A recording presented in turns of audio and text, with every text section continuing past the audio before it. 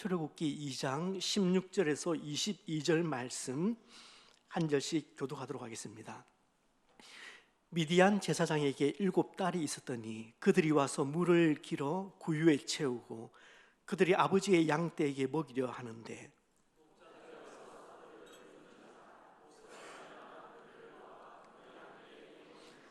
그들이 그들의 아버지 르우엘에게 이를 때에 아버지가 이르되 너희가 오늘은 어찌하여 이같이 속히 돌아오느냐.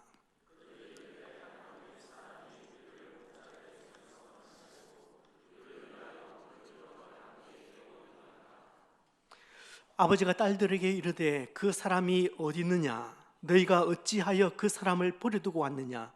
그를 청하여 음식을 대접하라 하였더라.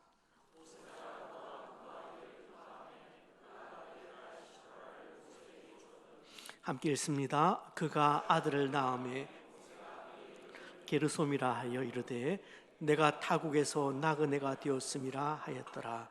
아멘. 모세는 태어날 때부터 죽을 운명이었습니다. 산의 아기가 태어나면 다 죽여야 한다는 시대적인 그 분위기 속에서 어머니 요게벳에게 태교라는 말은 어쩌면 사치스러운 단어였는지도 모르겠습니다. 한 생명이 태어났지만 친지나 이웃들을 모아서 축하를 하기는커녕 행여 울음소리가 집 밖으로 새 나갈까 노심초사하며 출생의 첫날을 보내게 됩니다. 그리고 석 달 동안 그 아기를 숨겨 키워야 했습니다. 모세라는 거목은 이런 최악의 육아 조건에서 자라났음을 주목할 필요가 있습니다. 요즘 부모 노릇하기 참 어렵습니다. 그러시죠? 아이가 세상 귀하고 사랑스러워 보일 때도 있지만 어떤 때는 그냥 배에 도로 넣었으면 좋겠다, 그럴 때 있잖아요. 그렇지만 부모들은 좋은 교육 환경을 만들어주는 것이 사랑의 표현인 줄 알아서 자기 자식을 세상의 중심에 놓고 떠받들곤 합니다. 교육계에 종사하시는 성도님 표현을 빌리면 이제는 부모뿐만 아니라 조부모, 심지어 이모, 삼촌까지 한 아이의 문제에 개입을 하니까 교사들이 얼마나 어려운지 모르겠다, 그렇게 얘기를 하십니다. 교육에 있어서 환경의 중요함이야 두말해서 무엇하겠습니까? 자녀 교육에서 환경은 단순한 배경 정도가 아니라 그 아이의 인격과 또 아이의 삶의 방향을 조용히 빚어가는 보이지 않는 손과 같습니다. 그래서 어떤 환경에서 자라느냐 하는 것은 무엇을 배우느냐보다 때로 더 중요할 수 있습니다. 아무래도 아이는 가르침보다는 환경과 그 분위기를 먼저 배우고 말보다 관계를 통해서 세상을 이해하기 때문입니다. 그래서 무엇을 더 가르칠 것인가, 그 이전에 어떤 환경을 만들어 줄 것인가에 대한 고민이 우리 부모들에게 다 있습니다. 제가 소명교회에 처음 발을 들인 것은 2019년 10월 어느 주일 오후였습니다. 약속한 시간보다 조금 일찍 제가 도착을 했습니다. 차를 파킹하고 1층에 들어왔는데 시간이 조금 남았습니다. 그래서 1층 공간을 쭉 둘러보았습니다. 한눈에 교육부서가 사용하는 공간임을 알았습니다. 그렇게 다 둘러보고 나니까 우리 강동진 장로님께서 저를 맞아주셨던 것 같아요. 올라오면서 2층을 곁눈질로 보고 3층 그리고 4층, 5층 본당을 보았습니다. 소명교회에 대한 저의 첫인상 궁금하시죠? 500원입니다. 네. 소명교회에 대한 저의 첫인상은 대실망이었습니다. 그러니까 여러분에 대한 첫인상이 아니라 교회당 건물에 대한 첫인상입니다. 1층 공간은 낡기도 낡았지만 아이들이 사용하는 곳이었음에도 불구하고 군데군데 곰팡이가 펴 있었습니다. 구석에 박혀있던 청년부실은 가관이었습니다. 기도실이라 하는 곳을 들어가 보니까 어떤 방은 상당히 습하고 쾌쾌한 냄새가 올라오고 있었습니다. 그런데 제가 실망한 포인트는 그 포인트는 아닙니다. 저는 교회 건물이 아름답고 그렇지 않고 그런 것에 큰 감동받는 사람은 아닙니다. 그보다는 건물이 정말 실용적으로 잘 지어졌는가, 그런데 무한 감동을 받는 유형입니다. 1층에서 마음이 참 무거웠는데 2층, 3층, 4층, 5층 본당 위로 올라가면 올라갈수록 공간이 깨끗하고 쾌적하고 아름다웠습니다. 제가 큰 실망을 한 부분이 바로 이 지점입니다. 비유로 말씀을 드리면 아이들이 사용하는 공간에는 선풍기를 돌리고 있고 어른들이 사용하는 공간은 용량 빵빵한 에어컨을 돌리고 있다면 그런 교회는 5년 이내에 망할 교회입니다. 여러분, 이 본당 곳곳에 지금 곰팡이가 펴 있다. 그래서 여러분들이 찬송하실 때 곰팡이 균이 여러분 호흡기를 통해서 들어온다면 그거 용납하시겠습니까? 욕하지 않겠습니까? 왜 이렇게 형편없냐고, 언제 고칠 거냐고, 관리 좀 똑바로 하라고 그런 말 하지 않겠습니까? 그런데 우리 작년보다 훨씬 연약한 아이들이 쓰는 공간에 그런 어려움이 있는데도 손 하나 까딱하지 않고 있다면 그게 어른 노릇 제대로 하고 있는가라는 질문입니다. 당회에 얘기를 했습니다. 우리 아이들 이게 무슨 독립군 자식들도 아니고 교육공간 저렇게 두어서는 안 됩니다. 제가 두세 번 얘기를 하니까 우리 당회원들이 우리 담임 목사님이 그냥 흘리는 말이 아니다 그렇게 생각하셨던 것 같아요. 이 문제로 크게 토론 한번 하지 않았습니다. 목사님 1층 리모델링 합시다, 고칩시다. 단박에 당회원 전원의 마음이 모였습니다. 그리고 몇 달 후에 1층과 교육관 2층이 새로운 모습으로 태어났습니다. 이제 우리 다음 세대들이 상당히 쾌적한 공간에서 곰팡이균을 들이마시지 않고 예배드리고 성경을 배웁니다. 이런 게 어른이 할 일이고 어른의 의무입니다. 하지만 교육에 있어서 저는 환경만이 중요한 것은 아니라고 생각합니다. 인간은 단순히 환경에 의해서 결정되는 존재가 아니기 때문입니다. 같은 환경에서도 전혀 다른 삶의 방향을 선택하는 사람들이 존재합니다. 어떤 아이에게는 열악한 환경이 오히려 자극제가 되는 경우도 허다합니다. 반면에 최선의 환경이 아이를 형편없이 망치는 역할을 하는 경우도 빈번하게 우리가 보게 됩니다. 환경은 조건일 뿐 결과를 결정하는 절대 요인은 될 수가 없습니다. 어린 시절 병으로 시력과 청력을 다 잃어버렸던 그 헬런 켈러의 환경은 교육이란 단어 자체가 무색할 정도로 절망적이었습니다. 세상과 단절된 채 자신의 감정조차 제대로 표현하지 못하던 그녀는 점점 거칠어지고 통제하기 어려운 그런 짐승 같은 아이로 자라기 시작했습니다. 그런 그녀가 설리번 선생님의 도움을 받아서 그렇게 알을 깨고 나오게 됩니다. 그리고 그녀는 그 열악한 환경을 넘어서는 존재로 우뚝 서게 됩니다. 환경은 어떤 한 사람을 설명할 수는 있어도 그 사람의 결말까지 결정하지는 못하는 법입니다. 어둠은 헬런 켈러의 눈과 귀를 막을 수는 있었지만 그녀의 내면의 빛까지 막을 수는 없었잖아요. 감옥은 요셉은 가두었지만 그의 꿈까지 가두지는 못했잖아요. 가난은 그 이태석 신부를 묵지를 못했고 오히려 그를 세상의 가장 낮은 자리로 갈 수 있도록 그렇게 보내는 길의 역할을 하지 않았습니까?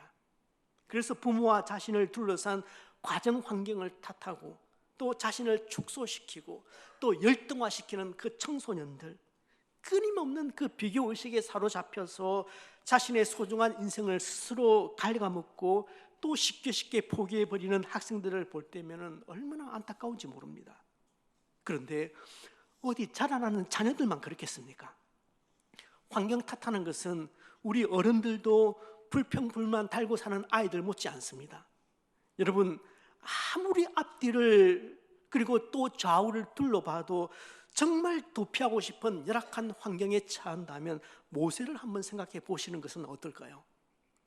모세는 어차피 죽은 목숨인 것 같아서 태어날 때부터 자신의 이름조차 받지를 못합니다. 갈대 상자 뚜껑을 열었을 때 애굽 공주의 눈에도 불쌍히 보이는 아기였습니다. 이것이 모세 생후 3개월의 현 주소였습니다. 자라면서 어머니를 어머니라 부르지 못하고 유모라고 불러야만 했습니다. 그러나 하나님께서는 이 불쌍한 아기를 향하여서 만만치 않은 계획을 가지고 계셨습니다. 가장 먼저 하나님은 당대 최고의 엘리트 교육 과정을 모세 앞에 준비를 해 두셨습니다. 모세를 당시 애굽의 공주였던 하세투스의 양자의 자리에 앉히셔서 왕가의 교육을 받게 하신 것입니다. 공주는 양아들 그 모세에게 애굽이 제공할 수 있는 최고의 학문을 섭렵하도록 했습니다. 모세는 수사학, 지리학, 기하학, 천체학 뿐만 아니라 칼 쓰는 법, 글 쓰는 법, 말 타는 법, 이른바 왕이 되는데 필요한 모든 학문을 하나도 빠뜨리지 않고 교육받았을 겁니다. 당대 최고의 실력가들로부터 최고의 정치가가 될 수 있는 쪽집게 과외도 받았겠죠. 훗날 스데반도 그의 설교에서 이렇게 이야기를 합니다. 모세가 애굽 모든 사람의 지혜를 배워 그의 말과 그가 하는 일들이 능하더라. 그렇게 사도행전 스데반의 설교에서 나옵니다. 만약에 모세가 이렇게 애굽 최고 학문의 수준의 학문을 이수하지 않았다면은 그냥 복수심에 불타는 한 히브리인의 자격만을 가지고 어느 날 갑자기 바로 앞에 서서 왕이시여, 이제 우리 민족이 떠날 때가 되었으니까 우리 나가겠습니다. 우리 보내주십시오. 그렇게 요구했다면 완전히 정신병자 취급받지 않았겠습니까? 애굽 왕이 뭐 조그만 구멍가게 사장도 아니고 만나 죽이나 했을까요?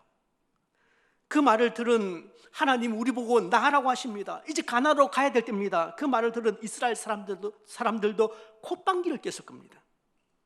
하지만 하나님은 모세로 하여금 그 바로 왕과 협상을 하고 단판 승부를 지을 수 있을 정도로 준비를 시키십니다. 그러려면 적어도 바로 못지않은 실력을 갖춘 자라야 했습니다. 그래서 하나님은 40년 동안 세계 제1의 국가 애굽 제득권의 핵심의 모세를 심어놓고 기나긴 애굽 코스를 밟아가게 하신 것입니다. 물론 하나님은 애굽을 단숨에 썰어버리시고 이스라엘 백성을 출애굽하실 수 있는 능력이 있으신 분이십니다. 하지만 그 방법을 택하지는 않습니다. 하나님의 일하시는 방법은 사람을 준비시키는 것이고 준비된 그 사람을 통해서 계획하신 일들이 진행되도록 하십니다. 이 방법은 시대를 막론하고 하나님이 늘 선용하셨던 방법입니다. 그렇습니다. 하나님은 애굽의 궁에서 바로와 대등한 위치에서 협상을 할 수 있는 한 사람을 차분히 준비시키고 계셨습니다. 결국 애굽에서의 40년 준비 기간은 훗날 약 6개월 동안 펼쳐질 애굽 왕 바로와의 담판을 위해서 준비하셨던 것이라고 보아도 틀리지는 않을 겁니다. 이 기간 동안 어머니 요셉에서의 신앙 교육도 간과할 수는 없습니다. 물론 이 교육이, 어머니의 교육이 언제까지 지속되었는지 그건 몰라요. 하지만 자기 자식을 키우면서 유모의 싹스를 받아야만 했던 기막힌 운명을 가진 이 요셉에서는 아마도 피눈물 나는 가운데, 피눈물 나는 그 기도 가운데 모세를 양육했을 것임은 뻔한 이치입니다. 히브리인으로서 혈통교육과 신앙교육을 정말 편하지 않게, 그러나 무섭게 시켜나갔을 겁니다. 이처럼 애굽 최고의 학문을 마스터하고 또한 이스라엘 자손으로서의 정신이 구비되면서 모세는 소위 양날개를 달았습니다. 이 정도면 준비가 다 되었다 싶었습니다. 그런데 하나님은 모세로 하여금 몇 가지 덕목을 더 갖추기를 원하셨습니다. 하지만 그 덕목을 갖추는 데는 모세가 지금까지 살아온 만큼의 세월, 또 다른 40년이 요구되었습니다. 지도자 수업 제2단계, 그것은 미디안 광야 클래스를 마스터해야 하는 것이었습니다. 모세 나이 40되었을 때에 그의 삶을 송두리째 흔들어버린 사건을 지난 시간에 말씀드렸습니다. 하루아침에 1급 살인자가 된 모세를 바로가 즉결 처분하려고 합니다. 경황이 없었던 모세는 애굽의 화려했던 그 궁궐 생활을 등지고 겨우 지팡이 하나 챙긴 채 미디안 광야로 도주합니다. 다음 날 애굽일보 조간 제1면 탑 기사에는 이런 이야기가 대서특필되었을 것입니다. 공주 하셉투스의 양아들이자 주목받던 히브리 출신 정치 신인 모세 도주, 애굽인 살해 및 사체 유기 혐의 입고 야반 도주, 그의 정치적 생명은 이제 끝난 듯. 믿을 만한 소식통에 의하면 미디안 광야로 도주 중. 총망받던 정치 신인이 광야로 들어갔습니다. 아니, 광야로 내던져졌습니다. 미디안 광야는 지금의 사우디아라비아의 소재입니다. 애굽의 람셋에서 출발을 했을 거니까 미디안까지 그냥 직선거리로 그렇게 뽑아도 600km의 거리입니다. 모세의 도주를 보시면은 그 당시 애굽의 영향력이 얼마나 컸는지 우리가 간접적으로 가늠해 볼 수가 있고, 또 얼마나 큰 두려움이 모세에게 있었는지 그것도 가늠해 볼 수가 있습니다. 그 광야에서 모세는 미디안의 제사장이었던 이드로, 우리는 흔히 이드로로 알고 있는데 오늘 본문은 르우엘이라고 그렇게 표현을 합니다. 같은 이름입니다. 이드로의 딸들을 만나게 되고 곧바로 그의 집에 정착을 하게 됩니다. 하지만 이 이드로의 집에 정착하기 전에 모세는 미디안의 정착지를 찾아서 제법 긴 시간 동안 방황을 했을 것 같아요. 저는 그렇게 추측을 합니다. 조나단 크시란 작가는 모세가 미디안에 도착하기 전에 광야에서 수년을 보냈으리라는 추측이 얼마든지 가능하다, 그렇게 얘기를 합니다. 자, 모세는 미디안에서 이드로의 딸 십보라와 결혼을 합니다. 그리고 40년간 장인의 집에서 양을 치게 됩니다. 왕자에서 목동으로 모세 인생 제2막의 커튼이 올랐습니다. 바로 얼마 전까지 바로의 궁전에서 세상 부러울 것이 없던 삶을 살았습니다. 비록 공주의 양아들이라는 그 신부상의 핸디캡은 있었지만 그래도 그의 말 한마디면은 모든 것이 척척 이루어지는 막강 권력을 행사하던 사람이었습니다. 적어도 애굽에서는 만나는 사람마다 모세를 상전대하듯이 머리를 조아렸습니다. 모세의 주가가 상한가를 때리던 그런 시기였습니다. 그렇게 거침없이 사람들을 호령하던 그 모세가 이제 미디안 광야 40년, 그 기나긴 세월 동안 양의 꽁무니를 쫓아다니면서 목자가 양을 어떻게 이끌어야 하는지 그것을 배우게 됩니다. 왕실에서는 사람을 어떻게 통치해야 하는 법을 배웠다면 이제 모세는 황량하고 메마른 그 미디안 땅에서 광야 리더십을 익혀야만 했습니다. 그러니까 미디안 광야 행은 애굽의 지도자가 아니라 광야의 지도자는 피할 수 없는 길이었습니다. 만약에 모세가 애굽의 지도자가 되어야 했다면 광야에서 이 교생 실습은 필요 없었던 겁니다. 그러나 모세는 광야의 지도자로 살아야 했기 때문에 그 메마른 광야에서 자신의 마음을 다스리는 그 수업부터 차근차근 배워야만 했습니다. 하나님은 사람이 사람을 다스리는 통치력이나 제도를 정비하는 조직력만 가지고는 지독하기도 고집스러웠던 그 이스라엘 백성들을 제대로 이끌어갈 수 없다고 판단하셨습니다. 여러분, 모세가 인도할 하나님의 백성들의 특징은 거룩도 성결도 아닙니다. 온유도 사랑도 아니었습니다. 걸핏하면 불평하고 여차하면 불만을 터뜨리던 사람들이었습니다. 매사를 부정적으로 보는 태도가 완전히 체질화되어 있던 그런 사람들입니다. 그래서 쉴 새 없이 모세의 권위에 도전했고, 그리고 언제든지 지도자를 향해서 반역의 깃발을 들 수 있었던 사람들, 그런 무례한들이었습니다. 그리고 여차하면 짐 싸서 애굽으로 돌아갈 사람들이었습니다. 한마디로 430년 그 노예 근성이 몸에 찌들릴 대로 찌들려 있던 사람들입니다. 그래서 하나님은 하나의 살인 사건을 통해서 모세를 애굽에서 광야로 빼내신 겁니다. 하나님은 미디안 광야 학교 40년 커리큘럼을 통해서 모세에게 달리 가르칠 것이 있었습니다. 그래서 하나님의 보이지 않는 손에 의해서 애굽의 왕궁에서 내던져지고 광야 학교에서 지금 교생 실습을 시작하게 된 겁니다. 하나님은 모세로 하여금 그 광야에서 지성과 이성에 의해서 판단을 하고 행동하는 사람이 아니라 본능에 의해서 행동하는 양들을 상대하도록 하셨습니다. 40년 동안. 구약에서 가장 탁월한 리더십을 발휘했던 인물을 꼽으라고 하면은 모세와 다윗이라는 이 쌍두마차가 1순위로 거론됩니다. 그런데 이 둘 사이에 공통점이 하나 있습니다. 어떤 공통점인지 짐작이 되십니까? 네, 그렇습니다. 예, 다윗은 유대 광야에서 잔뼈가 굵었고 모세는 미디안 광야에서 다시 40년 동안 잔뼈가 굵어집니다. 두 사람 다 광야에서 양을 쳐본 경험이 있다는 것입니다. 필립 켈러라는 작가가 있습니다. 그런데 이 저자의 특이점은 실제 양을 치면서 살았던 목자 출신이었다는 것입니다. 그 경험을 바탕으로, 양을 오랫동안 쳤던 그 경험을 바탕으로 시편 23편 말씀을 정말 생생하게 그리고 굉장히 현실적으로 재해석한 책이 양과 목자라는 아주 유명한 책입니다. 이 책에 양들의 특징을 묘사하는 부분이 좀 나오는데 그 부분을 제가 좀 요약을 하면은, 양들은 가장 먼저 굉장히 소심한 동물이라고 합니다. 그래서 양떼가 진행을 하다가 풀밭에서 뛰쳐나온 작은 토끼 한 마리에 깜짝 놀라서 양들이 우르르 도망을 간다고 합니다. 그만큼 겁이 많고 소심하다고 합니다.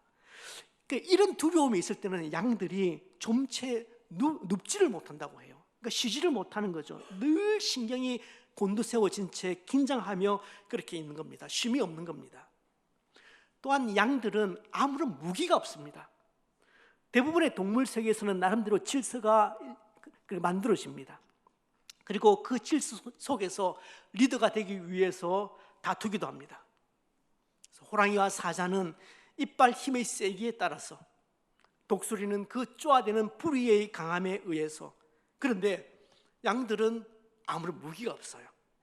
때문에 양들 안에서도 알력 싸움이 있지 않겠습니까? 그 안에서도 우두머리가 들리는 그런 싸움이 있겠죠, 당연히. 그런데 그렇게 싸울 때 자기들끼리 그냥 머리 맞대고 밀어붙여서 힘이 센 쪽이 이제 우두머리가 되는 것입니다. 그러나 이때에 이것을 발견하고 목자가 두 양을 떼놓지 않으면 끝까지 머리를 그렇게 취급받으면서 죽기까지 싸웁니다. 죽으려고 싸우려 드는 겁니다. 또한 양들은 기생충과 해충에 취약합니다. 양들은 털이 길기 때문에 이 털이 또 말려 있잖아요. 그 안에 많은 기생충이 살고 있습니다. 그런데 진드기나 그 벌레들이 한번 이 양털 안에 서식을 하게 되면은 이 털이 너무 부드럽고 또 숱이 많기 때문에 이 진드기들이 잘 떨어져 나가지를 않습니다. 그렇겠죠? 그래서 그 진드기들이 있으면 가렵잖아요. 일단 가려우니까 이 진드기들이 떨어져 나가도록 하기 위해서 양들은 피가 나고 가죽이 벗겨질 정도로 그냥 돌에나 나무에, 거친 나무에나 온몸을 비빕니다. 그게 여기 기생충과 해충 때문에 그럽니다. 또 양은 먹이가 없으면, 배가 고프면 독초라도 뜯어 먹습니다.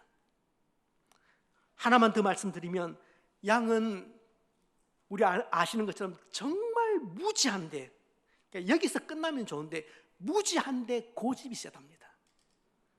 무지한데 고집스럽기까지 하다, 와, 이건 최악이죠.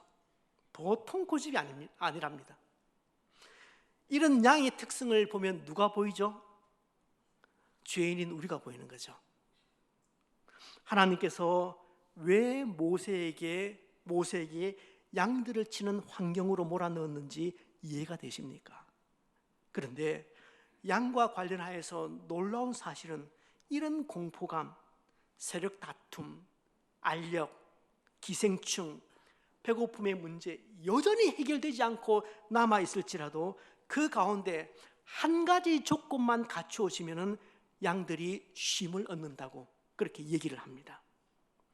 토끼 한 마리에도 깜짝 놀라서 떼지어서 도망하는 그런 겁쟁이 짐승이지만 한 가지 조건만 딱 갖추어지면 옆에 맹수가 와 있더라도 두려워하지 않는다고 합니다. 여러분, 그 한 가지 조건이 무엇인지 아십니까? 곁에 목자만 있으면 된답니다. 곁에 목자만 있으면 양이 쉼을 얻는다고 합니다. 하나님은 미디안 광야 안에서 동족을 구하기 위해서 살인도 마다하지 않았던 그 혈기왕성했던 모세에게 양을 치는 이 일을 통해서 사람을 이해하게 하시고, 그리고 또 온유와 오래 참음의 덕목을 배우도록 하시고, 결국에는 모든 사람보다 온유함이 더했다고 그렇게 평가받는 사람으로 준비를 시키십니다.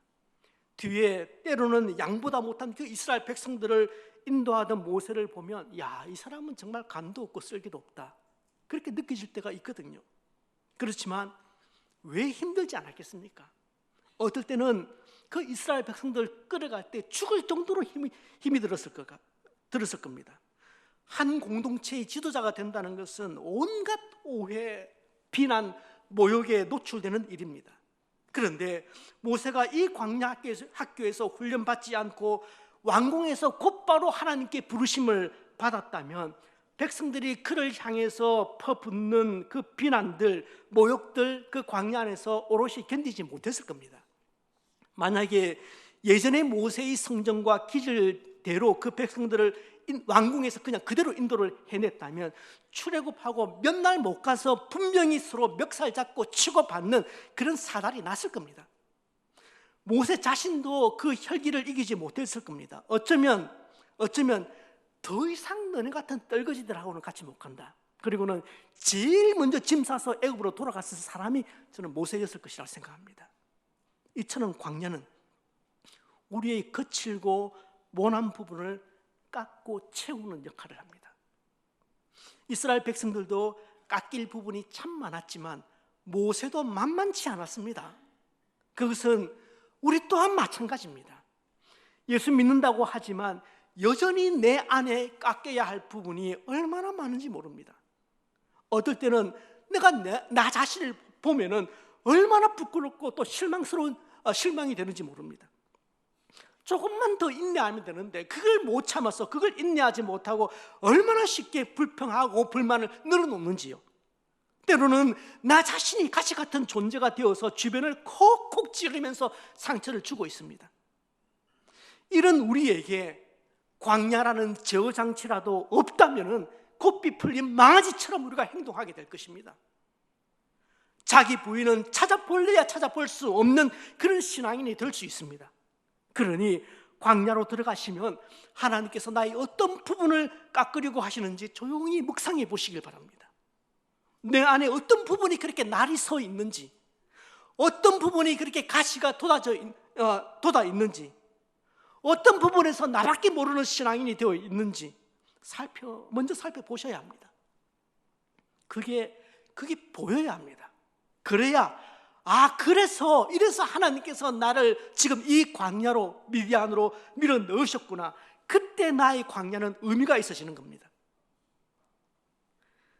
모세에게 미디안 이 광야 수업이 의미가 있었던 두 번째 중요한 이유는 앞으로 약 39년 6개월간, 약 40년간 이스라엘 백성들이 경험해야 할 그 광야를 미리 사전 답사를 하는 것입니다. 미디안 광야에서 모세는 광야를 해독할 수 있는 실력을 쌓아갑니다. 광야는 예측 불허의 땅입니다. 광야는 다양한 얼굴을 가지고 있습니다. 광야의 목자는 먼저 변화무쌍한 그 광야의 기후를 잘 알아야 합니다. 그래야 목자도 살고 양무리도 지킬 수 있습니다. 광야에서 살아가려면 광야의 음식도 좀 알아야 합니다. 물론 만나가 40년간 내려왔고 때때로 메추라기도 종종 음식물이 되었지만 전부는 아니었습니다. 부족한 영양분을 채워줄 광야의 나물도 필요했습니다. 또 그들의 양들에게는 돌 틈바구니의 풀이 필요했습니다. 때문에 광야의 목자는 들풀의 이름은 물론 그 풀의 속성과 효능도 알아야만 했습니다. 보기에 좋은 풀이라고 그렇게 다 먹을 수 있는 것 아닙니다. 약초도 있지만 광야에는 독초도 많습니다. 잘못 먹었다가는 배탈살사를 넘어서서 사망에 이르게 됩니다. 때문에 독초와 약초 정도는 구분할 줄 알아야 합니다.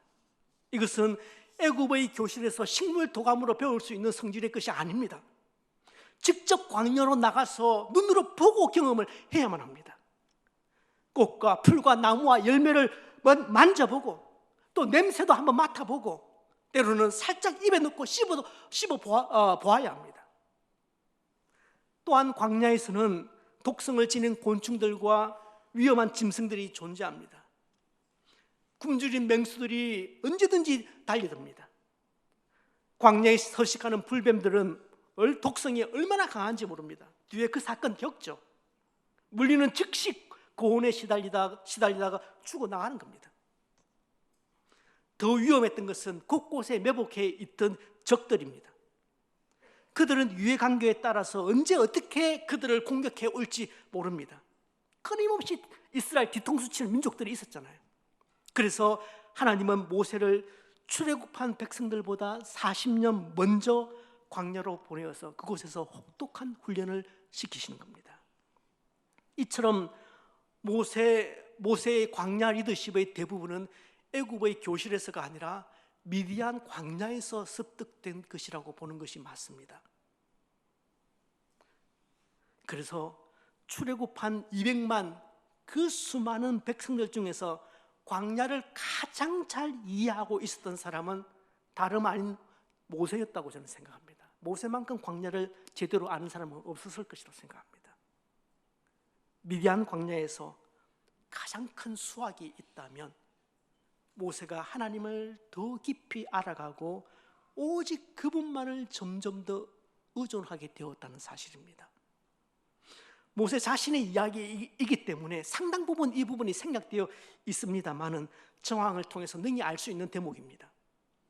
광야는 언제나 하나님을 새롭게 만나는 곳이고 하나님을 인격적으로 만나는 곳이고 하나님을 더 깊이 의존하는 곳입니다. 책에서 읽은 예화를 하나 소개해드리고 싶습니다.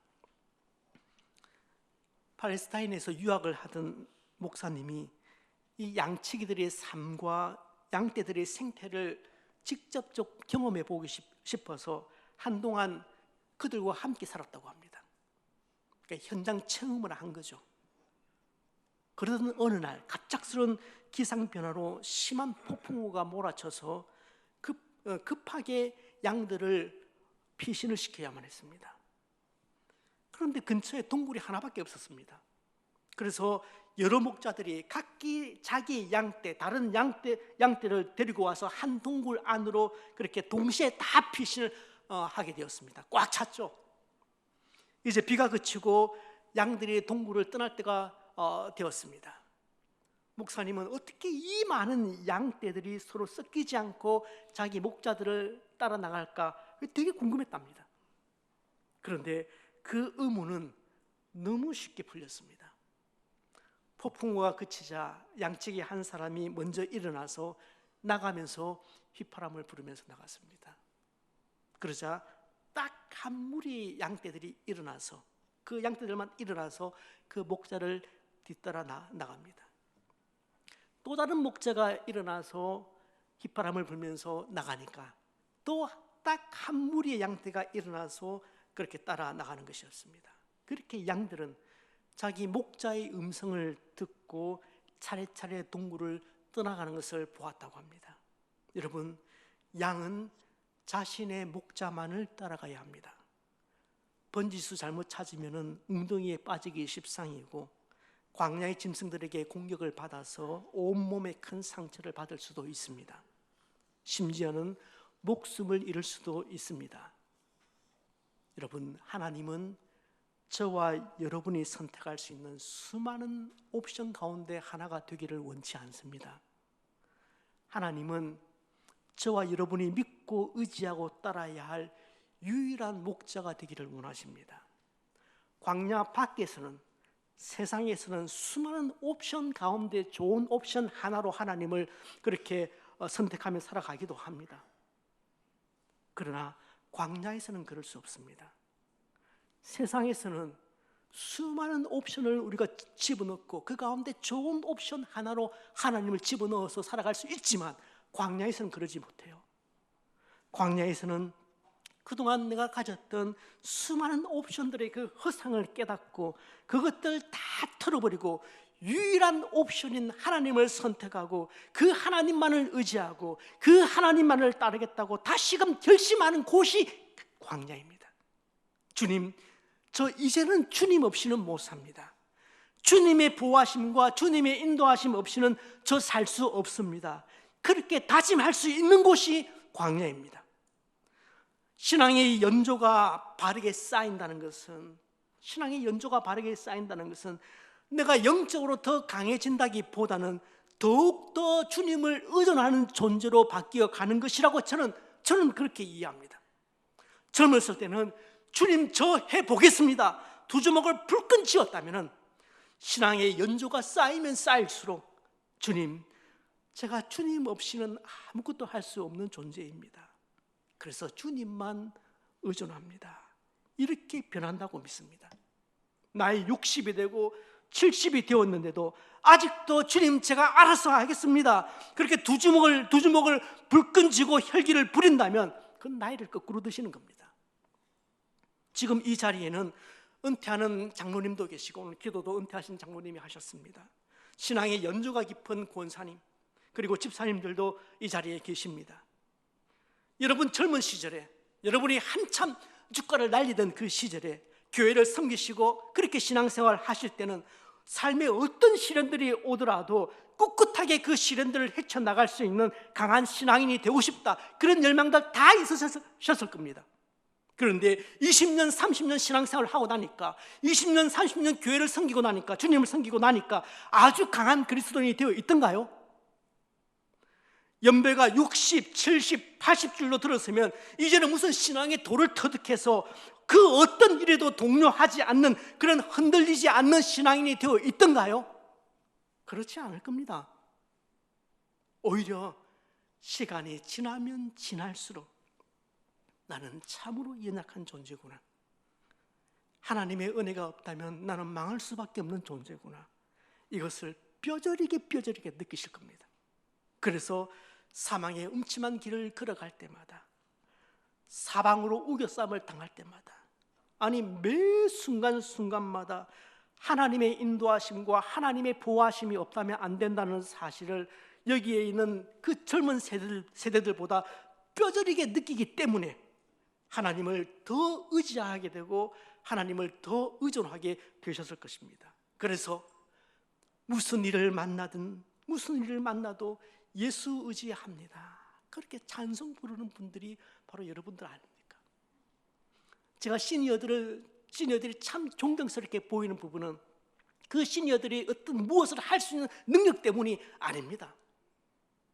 그 능력보다는 오히려 어떤 일에 있어서든지 하나님을 의존하려고 하는 그 모습이 그렇게 귀하게 보이는 겁니다.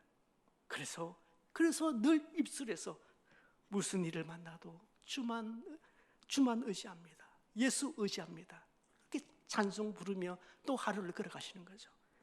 우리 찬송가 543장 1절 4절만 우리 같이 한번 찬송하고 결론 말씀 듣도록 하겠습니다.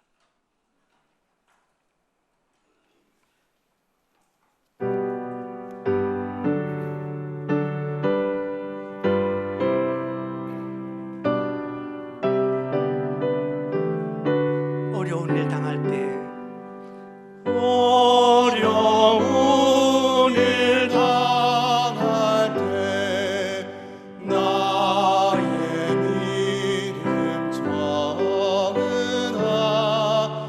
의지하는 내 주를 더욱 의지합니다. 세월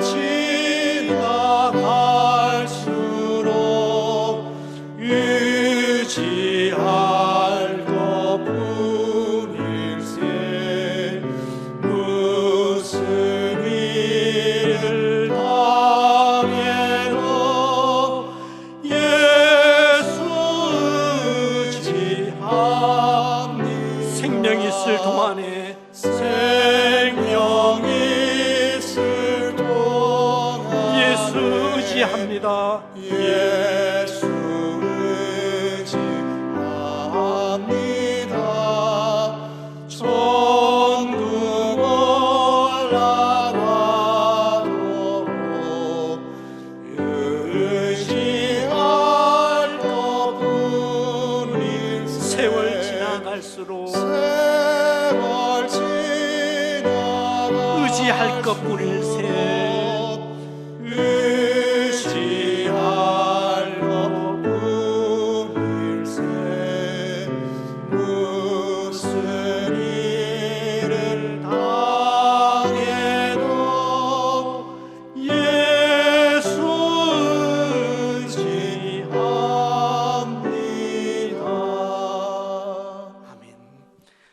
광야는 내가 무엇을 하려고 하는 장소가 아니라, 무엇을 하려고 두 주먹을 펄 쥐는 그 장소가 아니라 하나님을 더 의지하는 법을 배우는 장소가 광야입니다.